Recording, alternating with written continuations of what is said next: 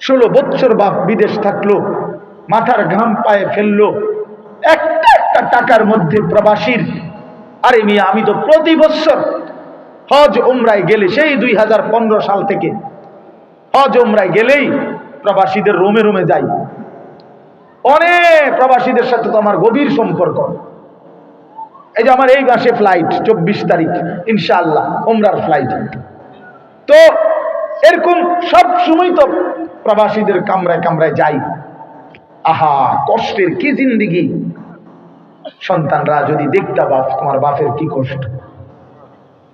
12 ঘন্টা 14 ঘন্টা ডিউটি কইরা এই মানুষটা এরপরে হোটেলের বা নিচে রুমে আইসা আবার কাপড় ধোয়, নিজের রান্না নিজে করে, নিজের বাজার নিজে করে, একটা সমান জায়গার মধ্যে কোন রকম ঘুমায়। অনেক প্রবাসী আমারে বলে যে হুজুর, মাঝে মাঝে মনটা চায় মাটির শুয়ে তাই, আর পাওটা চলে না, এতক্ষণ পরিশ্রম করে যে আবার হোটেলের দিকে যাবো, রুমের দিকে মনটা চায় না। বউ নাই, কেউ এক গ্লাস পানি আইনা দিবে, একটা মেয়ে নাই, একটা বাচ্চারে কদ্দুর আদর করবে।